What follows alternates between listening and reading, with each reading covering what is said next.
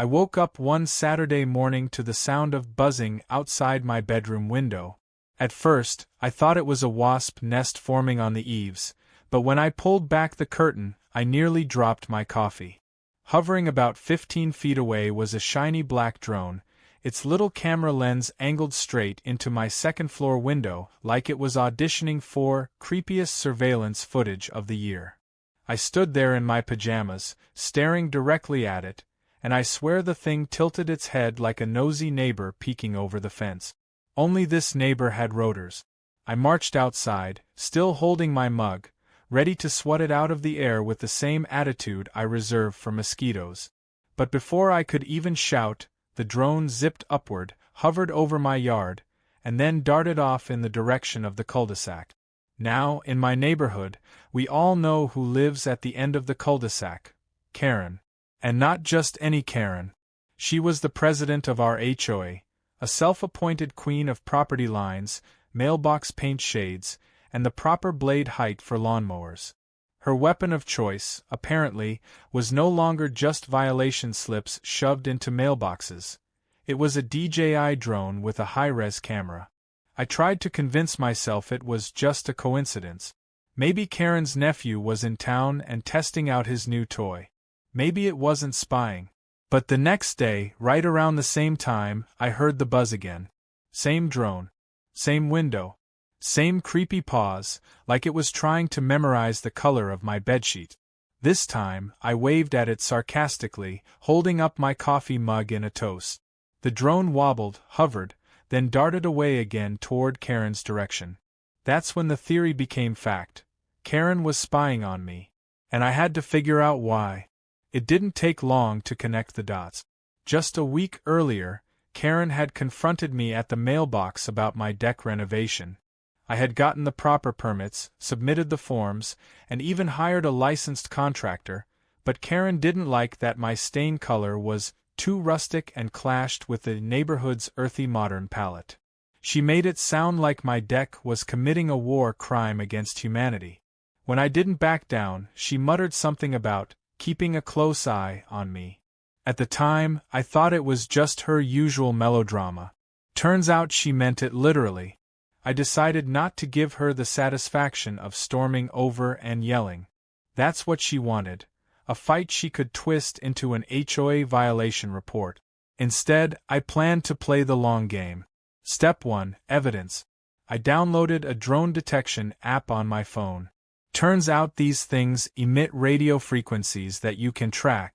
Sure enough, the next morning, my app pinged, lighting up with the ID signal of Karen's drone as it buzzed within 30 feet of my property. I screen recorded everything. But Karen wasn't content with just casual flybys. Over the next week, she got bolder. The drone started swooping lower, lingering over my backyard where I grill in the evenings. Once, it hovered so close above me that the smoke from my burgers blew into its propellers. My friends joked I should put a plate of hot dogs on a stick and feed it like a raccoon. Another time, it circled above when I had family over, capturing what had to be clear footage of us lounging around my pool. That was the moment I realized this wasn't just a nosy hobby. It was harassment. So I called the police. The responding officer was sympathetic but not particularly helpful. He explained that local police didn't have jurisdiction over airspace unless the drone caused damage or physical harm. You'd need to talk to the FAA, he said, almost apologetically, like he knew how absurd it sounded. But he did jot down the incident just in case. That night, I mulled it over. Karen thought she was untouchable. The HOA was her kingdom, and the bylaws her sword. But she hadn't counted on the fact that drones are federally regulated. If she wanted a war, she'd picked the wrong battlefield. The following morning, I gathered every shred of evidence. Screen recordings of the drone's ID signals. Videos from my phone showing it hovering right outside my window. Testimonies from my neighbors who had seen it flying over my backyard. And most damning of all, a short clip where Karen herself slipped up. She was standing in her driveway, controller in hand, laughing as the drone zipped off toward my property. My cousin, who happened to be walking his dog, caught it on camera, I submitted it all in a neat, calm, polite package to the FAA's Unmanned Aircraft Systems Division. They had an online portal for complaints. I half expected it to get buried under a pile of paperwork. But a few days later, I got a call. The agent on the other end was very professional. He asked me questions, confirmed the drone's ID number, and listened carefully as I explained the situation. Then, in the driest tone imaginable, he said, "Sir, what you're describing is an egregious violation of FAA regulations. Rest assured, we'll be addressing this." I hung up the phone with a grin that could have lit up the cul-de-sac. For the first time, Karen wasn't holding the rulebook. She was about to have the full weight of federal law dropped on her like a piano in a cartoon. Of course, Karen had no idea yet. She was still buzzing her drone around like a kid with a toy, certain she was queen of the skies. Meanwhile, I waited. Calm. Patient. Almost amused. Because sometimes the sweetest revenge isn't the loudest, it's the one that comes with a government seal stamped on it. And when the FAA finally showed up at Karen's door, clipboards in hand, I was going to be front and center on my porch, coffee mug raised, watching the downfall of a self-proclaimed queen who thought the skies above my house belonged to her. The first sign that the FAA had actually moved on my complaint came not from a phone call or an email, but from Karen herself. One afternoon, I was trimming my hedges when she stormed down the street like a marching band conductor who had just discovered someone was out of tune. She didn't even glance at me before throwing her arms in the air and shouting to no one in particular, "Do you people understand the importance of community safety?" Her voice carried, shrill and shaking, and several neighbors peeked through their blinds like meerkats spotting a hawk. I kept clipping my hedges, calm as ever, but my brain was already ticking. Something had rattled her. The queen bee had been swatted, and now she was buzzing. Later that evening, my neighbor Linda sent me a text. 2 men in suits just came to Karen's door. She looked like she was about to faint. "What did you do?" I didn't answer. Sometimes silence is the most satisfying confession. The next morning, the drone didn't show. For the first time in weeks, I could drink my coffee on the porch without feeling like an extra in a sci-fi thriller. I thought maybe, just maybe, Karen had learned her lesson. But no, Karen wasn't built for lessons. She was built for wars of attrition. By Wednesday, the drone was back. Not the same model, though. This one was smaller, cheaper, like a knockoff version she'd pulled off Craigslist. The footage quality was probably worse, but the intent was unmistakable. She wasn't giving up, she was doubling down. Except now, she was angry, and angry Karens are like hurricanes. Destructive, illogical, and convinced they're righteous storms of justice. The difference this time was obvious. She no longer hovered quietly, hoping I wouldn't notice. Instead, the drone buzzed deliberately over my head when I mowed the lawn, zipped back and forth across my driveway like a taunting child, and once even dipped low enough to trigger the motion sensor on my garage camera. I swear she wanted me to react, to blow up, to hand her an excuse to slap me with an HOA violation for disturbing community peace. But I didn't. Instead, I leaned further into patience. If the FAA had already knocked once, they'd be back. All I had to do was let Karen hang herself with the rope she insisted on weaving. That rope came faster than I expected. The following Friday, I was hosting a small backyard cookout. Friends, neighbors, nothing fancy, just burgers, music, and laughter. About half an hour in, the familiar buzz appeared overhead. Every single head tilted up at the same time. There it was, wobbling above us like an unwanted party guest. Karen didn't even try to disguise it. She was standing on her driveway, arms folded, staring at us as though daring someone to object. "Is that?" one of my buddies started. "Yep," I said, flipping a burger without looking up. "You gonna let her?" "Watch." And watch we did. Because not 5 minutes later, the drone dipped too low. Way too low. Clipped the top branch of my maple tree, spun sideways, and came crashing down right onto my lawn chair. The motor kept whirring for a second, then sputtered out like a dying bug. The crowd went silent, then erupted in laughter. One of my neighbors actually clapped. Karen, however, did not laugh. She gasped, shrieked, and stomped across the street like she was storming the beaches of Normandy. "That's my property!" she screamed, pointing at the broken drone like it was the crown jewels. I leaned casually on my spatula. "Your property just trespassed and crash-landed in my yard. Technically, that makes it mine now. Salvage rights and all." The look on her face was priceless, like she'd bitten into a lemon dipped in vinegar. "Give it back. Now." I shook my head slowly, savoring every second. "Nope. See, I'm thinking this makes a great centerpiece for my coffee table. Maybe I'll mount it on a plaque. Call it Victory in the Skies." The guests roared with laughter, and Karen turned a shade of red I'd only ever seen on ripe tomatoes. She stomped her foot like a child. "This is harassment. You're all witnesses." I shrugged. "You're the one who sent a camera into my backyard without permission. I think the FAA might call that something else." Her eyes widened. She knew I wasn't bluffing. By the next morning, the drone carcass was gone. I hadn't touched it, but someone, likely Karen herself under the cover of night, had snuck into my yard to retrieve it. My security camera caught the whole thing. Her tiptoeing in slippers, snatching the drone, and bolting like a burglar. I saved that footage. Added it to my growing evidence folder. Then came the twist I didn't expect.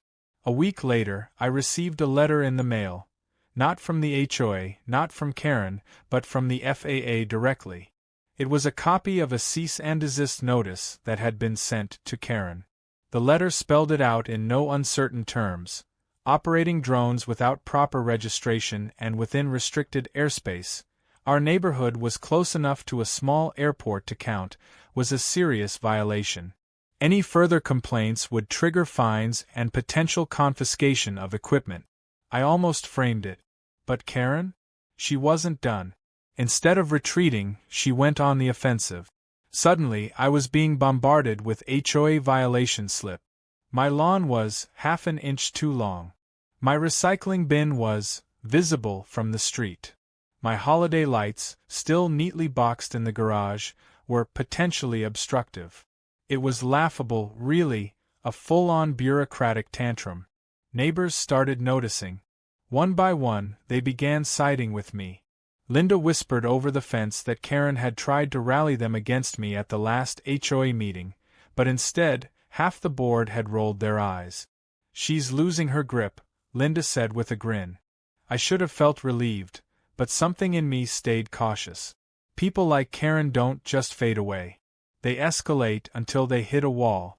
And judging by the manic way she patrolled the street, clipboard in hand, Karen was about to slam face first into one. And sure enough, the wall came in the form of an official white SUV pulling into the cul-de-sac one sunny afternoon. Big federal seal on the side. 2 agents stepping out, crisp uniforms, no smiles. They weren't here to chat. They were here for business. Karen froze on her lawn, mid-rant about someone's mailbox paint. I swear, the look on her face was the kind of thing you'd see in slow motion in a courtroom drama. Her mouth hung open, her clipboard trembled in her hand, and she stuttered, "What's this about?" The taller agent flashed a badge. "We need to speak with you about your drone operations." And from my porch, coffee mug in hand, I raised it in a silent toast. Because Karen's war in the skies had just turned into a federal ground invasion, and the battlefield was her own perfectly manicured lawn.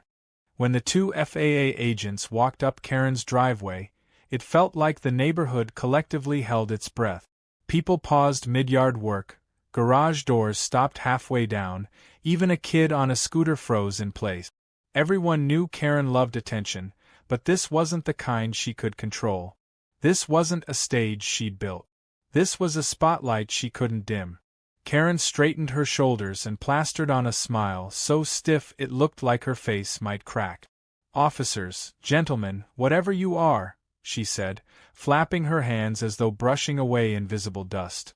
"There must be some mistake. I am the HOA president. This community is under my authority. The taller agent didn't blink. "Ma'am, we're here under federal authority. Please step inside so we can discuss this privately." That word, federal, landed like a hammer on an eggshell. Karen's smile wavered. Her eyes darted to the neighbors who were now shamelessly watching from porches and windows. She didn't move. Instead, she jabbed her finger toward me across the cul-de-sac. "This is his fault. He's been targeting me, harassing me, making up lies about my drone. I'll have you know I use it for community safety, to monitor compliance with HOA standards, which is my legal right." The shorter agent actually raised an eyebrow. "Your legal right to fly an unregistered drone in restricted airspace, within 30 feet of someone's private window?" The silence that followed was thick enough to spread on toast. Karen's mouth opened, closed, then opened again. Her face flushed a deep crimson. "That is taken completely out of context," she hissed, before whirling around and storming toward her door. "Fine. Come in. But this is harassment, and I will be filing a formal complaint with your supervisors." The agents followed her inside, calm and unbothered. For the next 40 minutes, the neighborhood buzzed with speculation. People clustered in small groups, whispering. I sat on my porch, coffee in hand, enjoying the show. Every few minutes, I caught a curtain twitch or a phone camera sneakily filming Karen's house. Finally, the agents emerged. Karen trailed behind them, looking like she'd aged 10 years in an hour. Her hair was frazzled, her shoulders slumped, but her eyes, those were wild. The agents didn't linger. They left her with a stack of paperwork, nodded to each other, and drove off without so much as a backward glance. The moment they were gone, Karen exploded. She stormed out into the street, waving the papers in the air like a revolutionary pamphlet. "Neighbors, listen to me. This is a travesty of justice. I am being persecuted for protecting our community from rule breakers and degenerates. These so-called agents have been misled by lies, and I will not stand for it." Her voice cracked, and for once, not a single person applauded. Instead, a couple of people actually laughed. Someone muttered, "Protecting the community, my foot."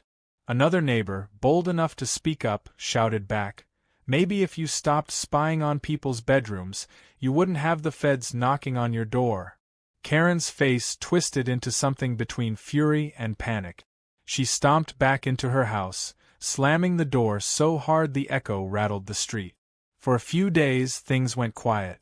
No drones, no rants, no violation slip. The silence was almost unnerving, like the eye of a hurricane. I half expected her to re-emerge with some grander scheme, and unfortunately, I was right. The storm broke on a Monday morning. I opened my mailbox to find not one, not two, but 7 violation notices stuffed inside. They were absurd. My trash cans were not aligned symmetrically, my driveway had visible cracks constituting an eyesore, my garden hose was improperly coiled. She had even cited me for excessive bird activity, as though I were personally training sparrows to defy HOA regulations. It was clear retaliation. She couldn't fight the FAA, so she was trying to bury me in petty bureaucracy. But here's the thing about Karen. She never counted on her opponents reading the fine print. I took every slip, scanned them, and sent them to the rest of the HOA board. Normally, they avoided confronting Karen. She was loud, intimidating, and relentless. But now the tide had turned. The FAA visit had shaken them. My stack of ridiculous citations was the tipping point. 2 nights later, Linda called me. "You should come to the next HOA meeting," she whispered. "Trust me. It's going to be good." That Friday, I walked into the community clubhouse and nearly laughed out loud. The room was packed. More people than I'd ever seen at one of these tedious gatherings. Word had spread. Karen was in trouble. She sat at the head of the table, chin high, papers stacked neatly in front of her like a general marshalling her troops. But her troops weren't there. The board members sat stiffly, eyes avoiding hers. The residents were restless, murmuring.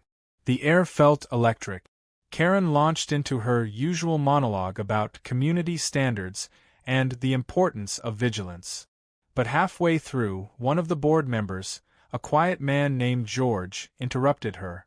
Karen, these violation slips you've been issuing, they're not valid. Half of them don't even exist in the bylaws. Karen froze. Excuse me. George pushed a stack of papers forward. We reviewed them. None of these infractions are enforceable. And frankly, they look like harassment. The room erupted. People nodded, whispered, even clapped. Karen's face darkened. Harassment? I am the only one holding this community together. Without me, we descend into chaos. Linda spoke up from the back. Chaos looks a lot better than you sending federal agents to our street, Karen. That did it. The room roared with laughter.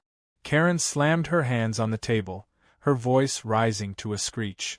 This is insubordination. Treachery. You're all conspiring against me because I demand order. The board members didn't flinch. George cleared his throat.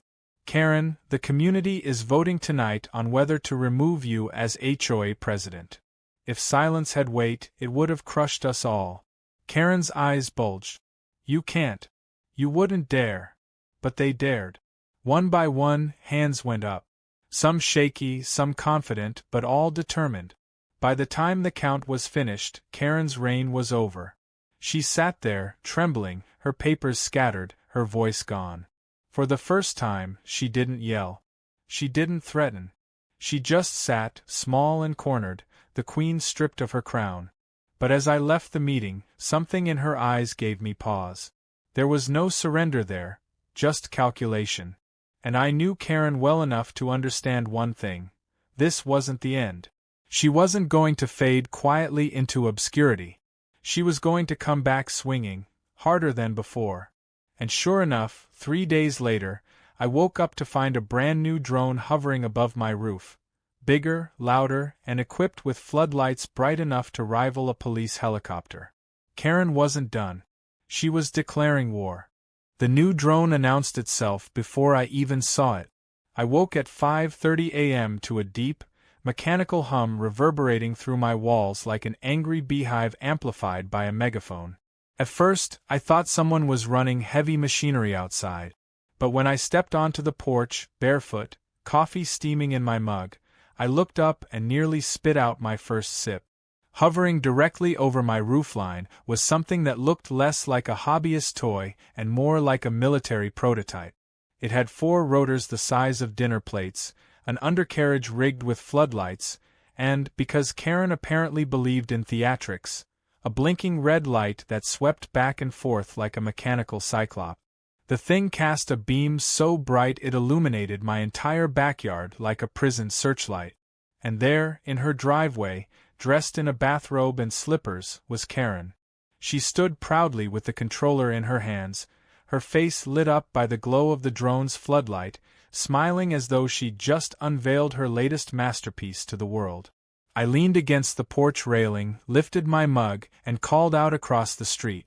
"Little early for a light show, isn't it?" Her voice crackled back over the cul-de-sac. "This is a safety inspection. I'm documenting code violations for the board." "Funny," I said. "Didn't they just fire you?" Her grip on the controller tightened. Even from a distance, I could see the twitch in her jaw. That vote was illegitimate. I'm still the president of this HOA, and I'll prove it. The drone swooped lower, the spotlight scanning across my lawn like it was hunting fugitive.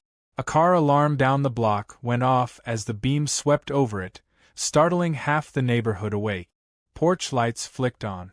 Curtains peeled back. And just like that, Karen had given herself an audience again. Within minutes, neighbors spilled out onto driveways in pajamas and robes, muttering, shielding their eyes. One man shouted, "Karen, shut that damn thing off." Another yelled, "It's 6 in the morning. My kids are trying to sleep." But Karen wasn't listening. She was high on power, or whatever diluted fumes of it she still thought she had. "Quiet. You'll thank me when this community is safe from negligence." The drone buzzed closer, and for the first time, I noticed something new strapped to its underbelly. A small GoPro-style camera, its lens gleaming as it pointed straight at my porch. I waved lazily. Smile, Karen. Pretty sure this counts as stalking. Her reply came sharp and furious. You can't stalk what you own. This neighborhood is under my jurisdiction. That was it. The line that snapped the last thread of neighborly tolerance. From the corner of my eye, I saw Linda grab her phone and start recording. Others followed. Soon half the block was capturing footage of Karen standing there, wild-eyed, bathrobe flapping, operating a drone the size of a lawnmower over my house like some suburban tyrant. The absurdity would have been funny if it wasn't so intrusive. Still, I stayed calm, sipping my coffee. I knew better than to shout or flail. Karen thrived on chaos, but I thrived on patience. And patience, coupled with video evidence, is a weapon far deadlier than any drone.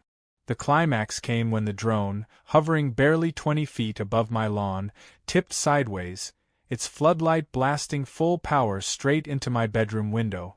The glass glowed like it was on fire. That was enough for the police. 2 squad cars rolled into the cul-de-sac within 10 minutes. The timing almost felt scripted. Officers stepped out, hands on their belts, clearly already aware of who the culprit was. One officer cupped his hands and shouted, "Ma'am, land the drone." "Now!" Karen shrieked. "I have the authority here, not you. This is a community matter." The officer didn't argue. He just repeated, "Land it, or we'll confiscate it." For a moment I thought she might push her luck. Her knuckles were white on the controller. But eventually, the drone dipped, touched down clumsily on her driveway, and powered down with a mechanical whine. The cul-de-sac exhaled in relief. Karen stomped forward. "Do you know who I am?" The officer answered flatly, "Yes, ma'am. We do. And we've already received multiple reports about your drone activity. This is your final warning before we escalate." She gasped like he'd slapped her. "Escalate? Escalate to what? I'm the victim here. He's the one breaking community codes, flaunting rules, corrupting the standards of this neighborhood." She jabbed a finger at me. "You should be arresting him." The officer didn't even glance my way. "We're done here. Shut it down, or we'll shut it down for you." And just like that, they left. Karen was left standing in her driveway, clutching her oversized machine like a defeated gladiator whose audience had turned against her. But if I thought that humiliation would end it, I underestimated her. Karen wasn't just obsessed with control, she was addicted to it. When one avenue closed, she bulldozed her way into another. The next escalation came at City Hall. I only know because Linda forwarded me a shaky cell phone video that had already made the rounds on Facebook. Karen, standing at the public comment podium, railing against federal overreach and neighbors who undermine the sanctity of community standards. She waved binders full of violation notices, slammed her hand on the podium, and declared herself a watchdog of suburban morality. The council members sat in awkward silence, some scribbling notes just to avoid eye contact. The clip ended with the mayor clearing his throat and saying, "Thank you, ma'am, your 3 minutes are up." The video went viral, at least locally. Suddenly, Karen wasn't just our problem. She was the town's spectacle. Memes popped up of her face superimposed on sci-fi villains, clutching drones like weapons. That should have been her breaking point. But no. She doubled down again. 2 days later, a certified letter arrived in my mailbox. It was on faux legal stationery, complete with a watermark of an eagle that looked suspiciously like something downloaded from clipart. Inside was a formal notice of injunction, declaring that I was prohibited from interfering with Karen's official drone operations. It was signed, in shaky cursive, by Karen herself. I laughed so hard I nearly spilled my drink. Then I added it to my evidence folder. By this point, the FAA had reopened its investigation. A second letter arrived, this time addressed to me directly, thanking me for continued cooperation and confirming that further action was being taken against Karen. The agent I'd spoken to months earlier called again, his voice sharper this time. "Sir, I can't share details, but let's just say we're moving beyond warnings. That night, as I sat on my porch watching the sunset, I heard the faint buzz of a drone in the distance. For a moment, my stomach tightened, but when the machine zipped overhead, I realized it wasn't Karen's. It belonged to a neighbor's teenage son, who tipped his hat at me and muttered, "Don't worry, Mr. P. Just a toy. Nothing to do with her." And for the first time in weeks, I felt the tension ease. Karen's drones had once ruled our skies. Now they were symbols of her downfall. But even as I relaxed into that moment, I knew it wasn't over. Karen had lost her HOA crown, her neighborhood's respect, and soon, her drones. But people like her don't vanish. They reinvent themselves, cling to whatever scraps of authority they can find. The day Karen finally snapped was the day the cul-de-sac turned into a war zone. It started with a flyer tucked into every single mailbox. Printed in bold red ink, it declared, "Attention, community in crisis, save our neighborhood from corruption." At the bottom, stamped with her looping cursive signature, was Karen's rallying cry: "Reinstate me as HOA president or watch your property values collapse." By noon, the neighborhood group chat was in chaos. Screenshots of the flyer bounced back and forth, half the residents laughing, the other half wondering if they needed to take her seriously. One neighbor, Jeff, texted, "Pretty sure my property value goes up if Karen gets deported to Mars." Another replied, "Can we vote for that?" I knew Karen wouldn't stop at flyers. And sure enough, by dusk, she unveiled her piece to resistance: the drone fleet. 3 of them this time, all circling above her driveway in formation like some suburban air force. She'd invested in reinforcements. Cheap models, clearly, but the visual impact was undeniable. Floodlights blinked, cameras whirred, and Karen stood beneath them with arms raised like a dictator saluting her loyal army. Neighbors spilled out of their houses, drawn like moths to a bonfire. The sky buzzed with the sound of her machines. This community will not be bullied into chaos. Karen screamed, her voice carrying across the cul-de-sac. "I will not let outsiders and freeloaders destroy what I have built." I stood on my porch, calm as ever, coffee mug in hand, though my stomach churned. She wasn't just harassing me anymore. She was dragging everyone into her private crusade. The first sign of real danger came when one of the drones dipped too low over Linda's yard, its floodlights startling her dog into a frenzy. The poor animal bolted, tangling itself in the leash, and nearly snapping the fence post. Linda screamed at Karen to cut it out. Karen only sneered, "Control your mutt, or I'll report you." That was the breaking point. A murmur rippled through the crowd, no longer amusement, but anger. Someone shouted, "You've lost it, Karen." Another yelled, "We're calling the FAA again." Karen only raised her arms higher. "They can't touch me. This is private property, my kingdom. And no one." Her proclamation was cut short by the sound of tires crunching down the street.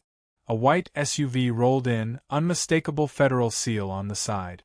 The FAA had returned, and this time, they hadn't come quietly.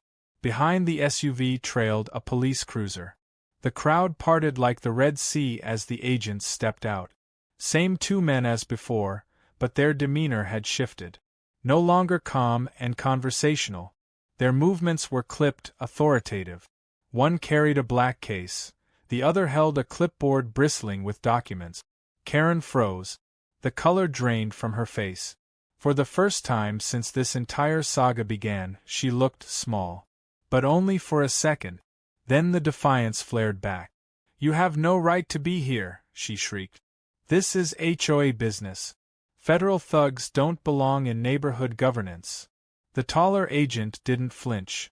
He simply raised his voice over the whirring drones. "Ma'am, under Title 14 of the Code of Federal Regulations, Section 107, you are in violation of multiple statutes regarding unauthorized drone operation, unregistered aerial vehicles, and reckless endangerment. Effective immediately, we are grounding your equipment." Karen's jaw dropped. "Grounding? You can't just—" She never finished. The second agent opened the black case, revealing what looked like a futuristic rifle.